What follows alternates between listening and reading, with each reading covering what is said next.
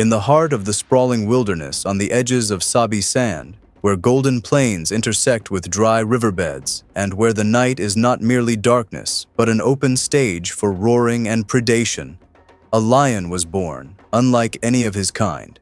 There, amid a pride known as the Airfield Pride, he came into the world. A cub with stern features, his thick mane grew unusually fast, and his gaze hid behind it silent death and a terrifying soul.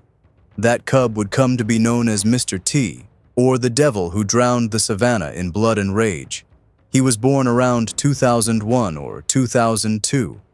Only a few years would separate him from the inevitable expulsion that awaited all male lions when they matured. At first, he was just one of the pride's sons, playing with his brothers, learning the art of hunting from the pride's mothers, leaping around his dominant father's body at the time. But the jungle hides its secrets, and fate always prepares those who may become kings or executioners. When he reached the age of 3, the moment came, and he was expelled from the pride. There was no longer room for young males in the pride's embrace, for they had become a threat. He and his 5 brothers, Makulu, Kinky Tail, Dreadlocks, Rasta, and Pretty Boy, set out to begin a life of wandering. 6 nomadic males, 6 hungry lions, 6 hearts that had not yet tasted the meaning of power. And from here, everything began, from wandering to the throne of kingship. It was a turning point in their lives in 2004, after they were driven out of their safe place into the wilderness of fear and hunger. They survived on whatever they could find, hunted small prey, and roamed the edges of territories controlled by stronger males. But something was forming within them. Strength, unity, and ambition that exceeded the limits of any alliance the region had known. By 2006, they had grown. Thick black manes framed their solid rock-like bodies and dagger-like teeth. They were no longer mere intruders. For them, it was time for war. The 6 announced their presence with roars that shook the savannah. At first, it was a shock. Who were they? But soon, everyone knew the answer. They were the Mapogos, the name that would sow terror across all of Sabi Sand. They moved like a storm. If they encountered a single dominant male, he knew well that his death had come. There was no chance against such an onslaught. The confrontation was not fair. It was an execution. 6 bodies attacked at once. The victim thrown to the ground, his flesh torn until nothing remained but screams carried away by the wind. And they did not stop there. They hunted down cubs. Most did not survive. Every cub that did not belong to them was sentenced to death. The mothers who tried to defend them tasted pain and destruction. That was the law of the Mapogos. Either you are of our bloodline, or you are erased from existence. With such ruthless ferocity, they extended their control over nearly half the reserve within months. Never before had modern history witnessed an alliance of such scale and brutality. The Devil's Feast. Though there were 6 Mapogos, one personality shone above all. Mr. T, the killer lion known for his thick, dark mane that covered his face like a black mask.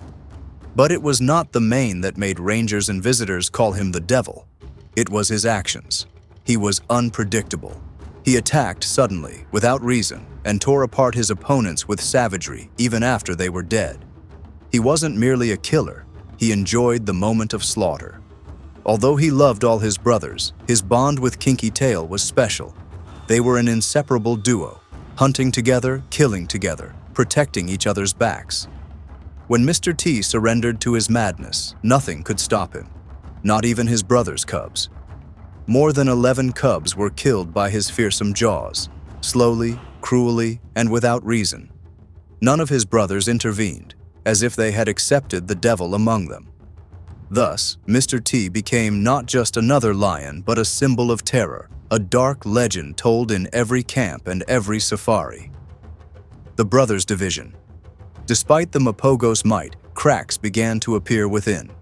Especially between Makulu, the eldest brother, naturally a leader, strong and dominant, and his brother, Mr. T, the fiercest of them all, who refused to be subordinate.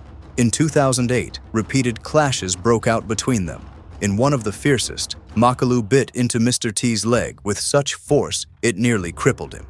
Makalu won that round, but the psychological wound was deeper than the physical one. After that battle, Mr. T split from his 4 other brothers. But he did not leave alone. He took with him his closest brother, Kinky Tail. The two moved east to establish their own domain, away from their brothers in the west. This split was not just a tactical decision, it was the beginning of a new era. Thus, the alliance divided into 2 factions, Mr. T and Kinky Tail in the east, Makulu, Pretty Boy, Dreadlocks, and Rasta in the west. That division sparked the bloodiest wars Sabi Sand had ever seen. The new enemy, the Majingilanes.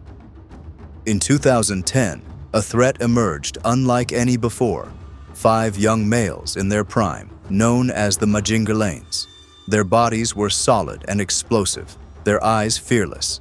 They sought territory, and none was greater than the lands of the Mapogos.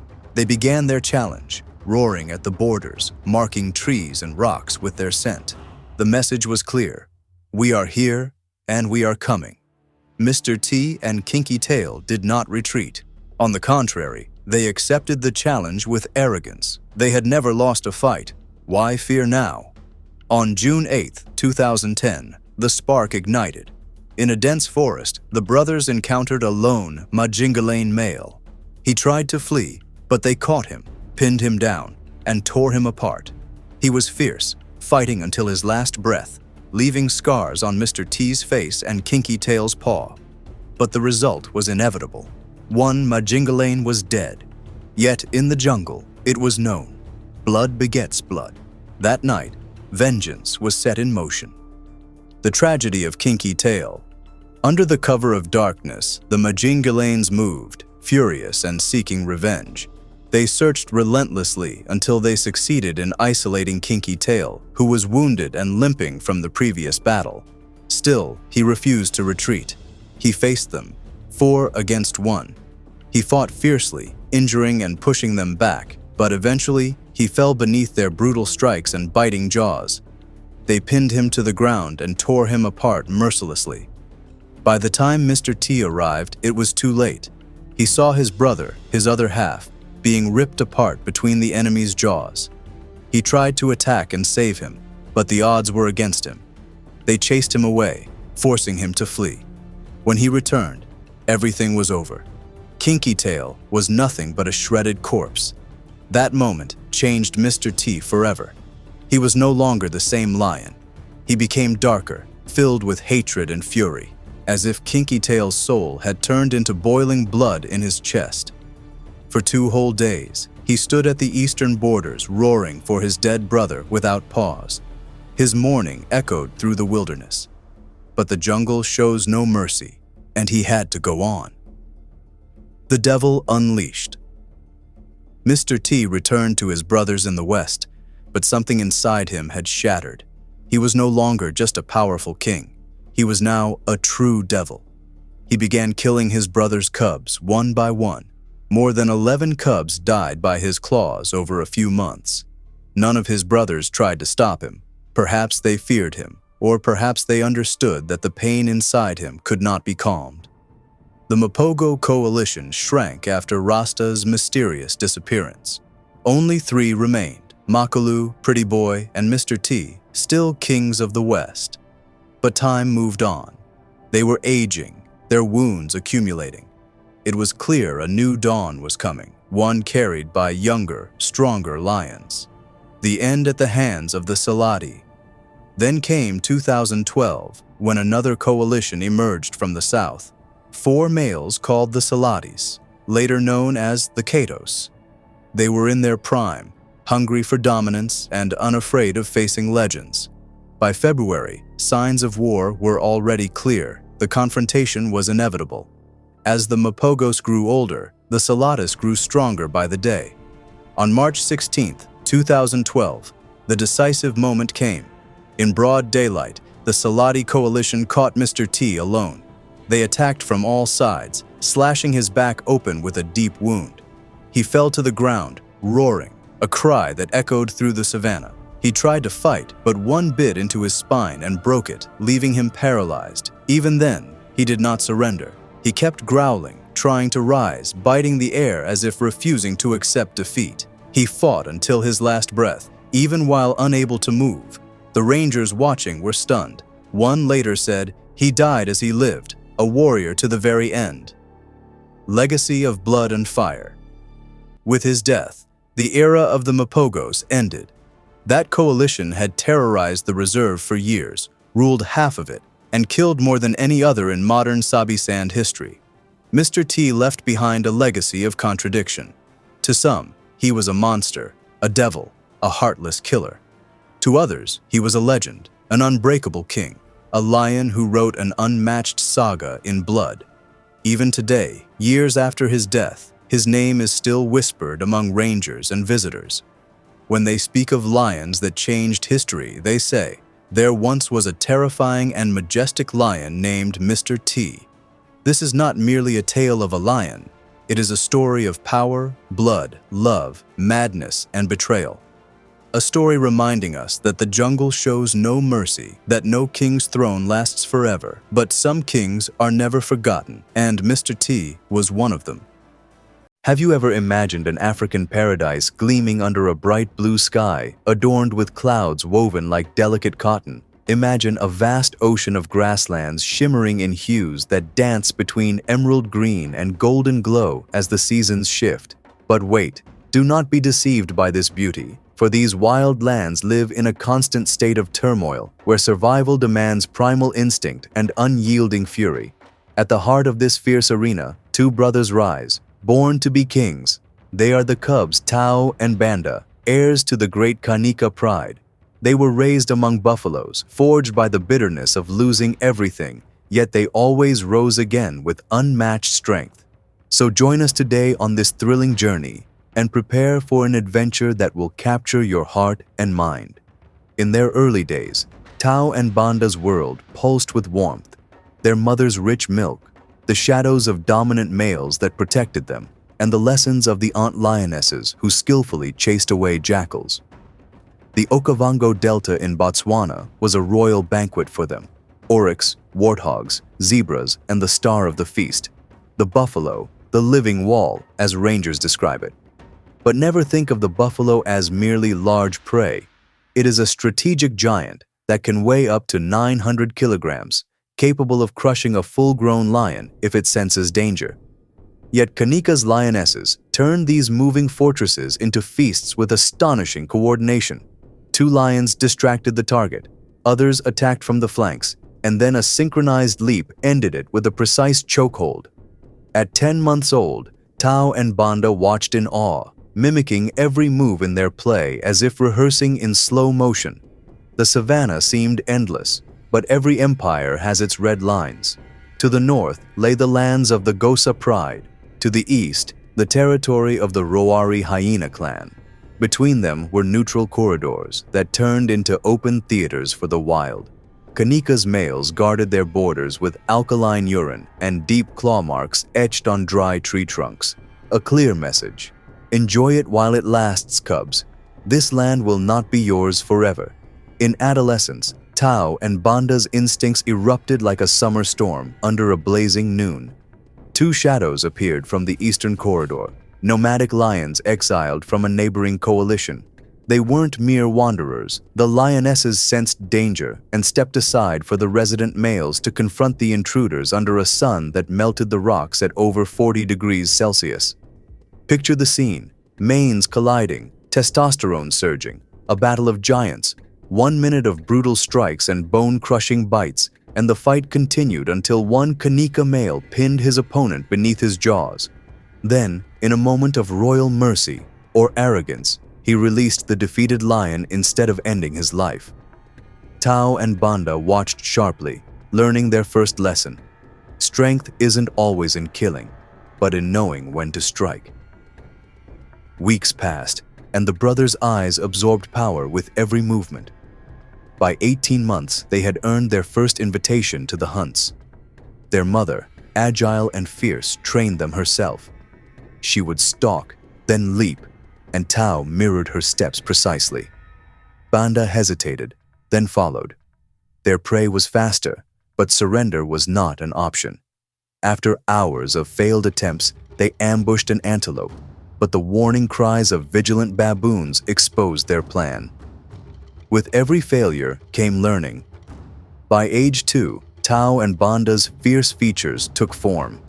Their hind legs had turned into pistons ready to burst forward at 60 kilometers per hour.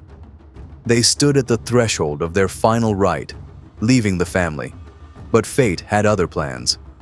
At dusk, the intruder who had once been spared returned, stronger, crueler, colder than ever. He confronted one of the Kanika males alone while his partner was patrolling afar. Beneath the acacia trees, a battle raged, unequal and savage.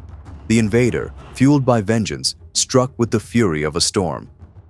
When the dust settled, the victor wore a crown taken by fang and claw. The Kanika family scattered like seeds in a wild gale, leaving behind a fallen king and conquered land. The lionesses, hearts heavy, refused to submit to the new tyrant or abandon their cubs. In the chaos, Tao and Banda fled together, but fate soon separated them from their pride, trapping them in a snare woven by the wilderness itself.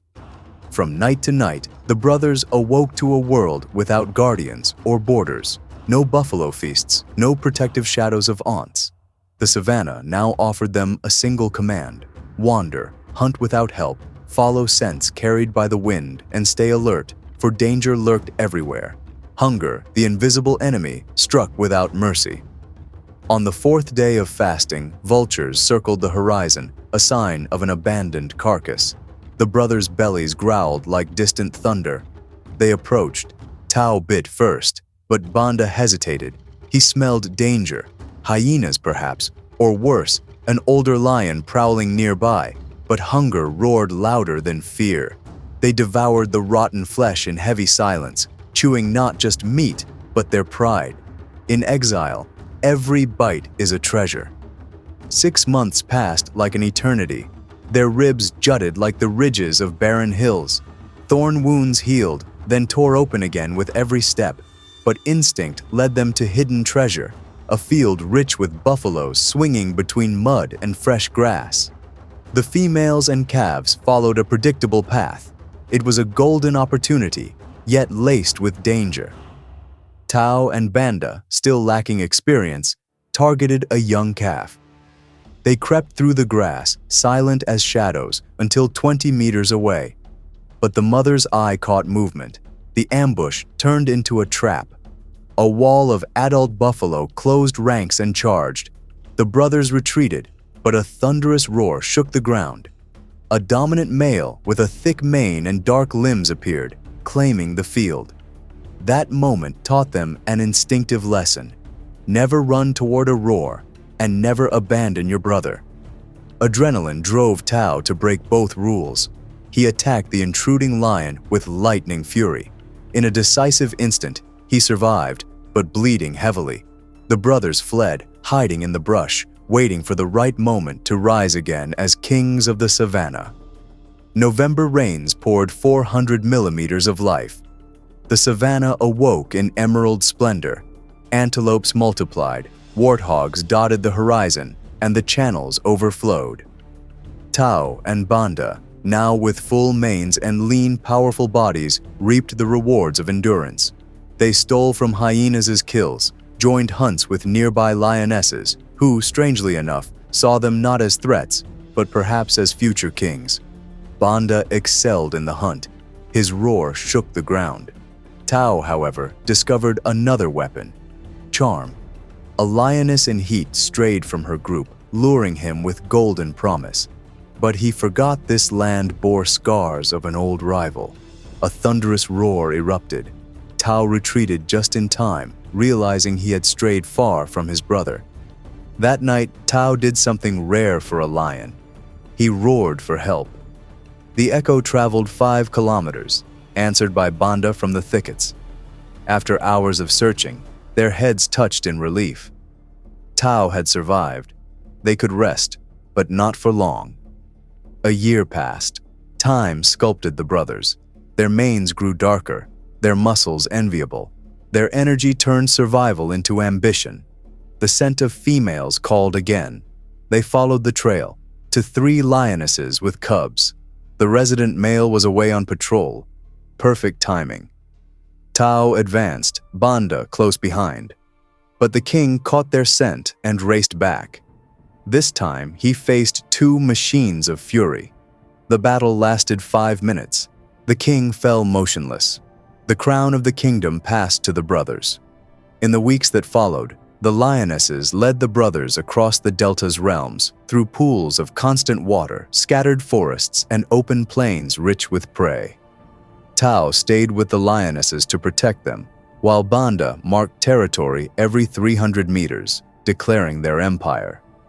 At night, they roared together, their voices tearing through the savannah, proclaiming the start of a new reign.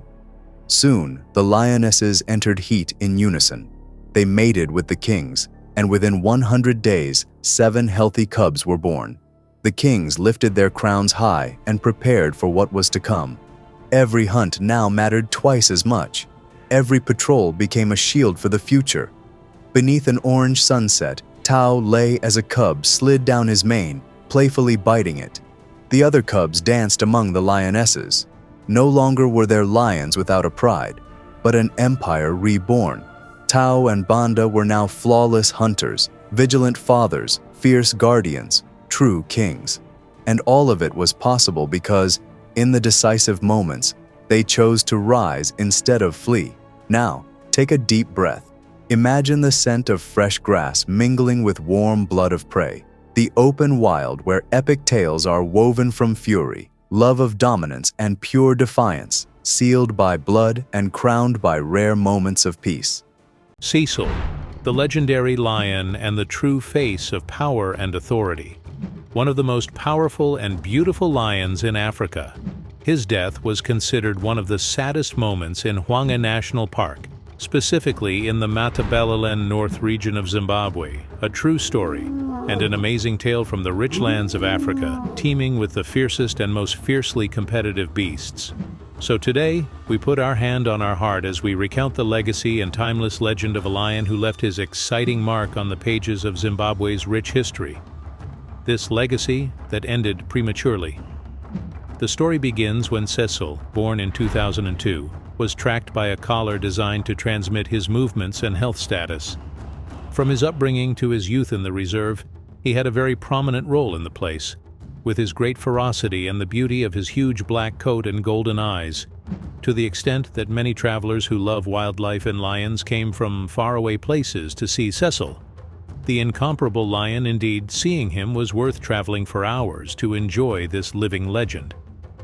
Everything started when Cecil formed a new alliance with his son Zanda, enabling them to control vast areas of the park, to become the pride that they lead, consisting of 16 members of lionesses and cubs, and controlling the pride perched on the plains of the eastern region of the national park, which was called Linkwasha. The two became an unmatched force in the place, and despite the emergence of the alliance of the strong brothers Bush and Bubisi from the northern region. However, they were unable to wrest the place from Cecil and his son, who fought them with all ferocity and violence. You can imagine the size of the huge battle that began with roaring, then chasing, pouncing, and biting. Blood flows everywhere and loud sounds thunder in the place. The battle lasted for hours before the brothers were forced to retreat and leave for fear of being killed in a confrontation with the terrifying Cecil. Then Cecil and Zanda managed to stand their ground and chase the other 2 lions. Then they secured the area again. As time passed and the calm camped, it paved the way for Zanda to try to rebel and lead the pride instead of Cecil, the latter who made his big mistake, when he expelled his son, who began to become stronger and fiercer than the pride. His expulsion of Zanda ended in peace within the place, where Bush and Bobisi took advantage of the opportunity to try again to expel Cecil from the Linkosha group forever. And indeed, this is what happened, especially since Cecil was the only male in the group, so he could not stand against the brothers who did not delay a moment from attacking him and being satisfied with expelling him outside the group. On Cecil's long journey north through one of the areas controlled by the lion Kokore, at that time Cecil was thin, hungry, and his health was deteriorating, and he did not have much strength and ability to endure and confront. Therefore Cecil tried to ingratiate and submit to Kokore to gain a chance to form a new alliance with him. But Kokore rejected him and kept him away from his area in defense of his lands, and fearing that Cecil would kill his cubs in pride. Cecil returned to wander to find Jericho on his way, that single and huge male lion. Legend has it that Jericho's father killed Cecil's father in a violent fight that broke out between them, so there is a clear history of hatred between them. So naturally they cannot be friends, but due to the bad condition that Cecil reached and his desperate need to gain a new friend to rely on in hunting and control and save his life, everyone was surprised when he forgot past grudges and left those disputes and chose to unite strength with Jericho. They moved together to the Samalisa group area, where control and rule of the group were strictly enforced, for Cecil to regain some of his previous prestige and strength. But despite being a terrible force together, disturbances and internal problems began to appear, especially between them and the older cubs who began competing for rule and food, where they fought many battles at the time they ruled. The lack of food increased the severity of the males' temperaments during their struggle for the prey that was hunted and led to increased tension with the females. But regardless of that, calm returned after a period to gather the group and unite it after they discovered that their strength in their multitude and gathering is better than being separate and weak. The roar of those powerful lions announced the dominant power in the area, with their loud voices as Cecil challenged any alliance that dared to approach their controlled areas. That roar was also an expression for the females in the area of their desire to grow their pride and increase their offspring. So Cecil and Jericho took responsibility for the group, and the echo of their voices reverberated through the place to instill fear and terror in the spirit and entity of every predator or prey, and everyone will immediately understand the necessity of staying away and escaping from the claws of those ferocious, hungry lions. Kokore was not affected when he heard the roar of these two fierce lions, but he came to confront those challenging voices near his area. But when he saw their huge size together, he retreated and left his pride, surrendering immediately. Cecil and Jericho continued to declare control and challenge while they were looking for lionesses to continue writing their glory and establishing their own legacy in the area without boredom. In 2014, during the expansion, the two lions met three lionesses called Spice Girls, who saw in Cecil and Jericho the best lions that can mate with and produce strong offspring. By September of the same year, those lionesses had carried Cecil and Jericho's cubs to give birth in December 2015, 7 cubs, 2 males and 5 females. That was a happy family for that group of lions. For a while, they lived an ideal life in the Samalisa group. Pride grew in it to 12 individuals.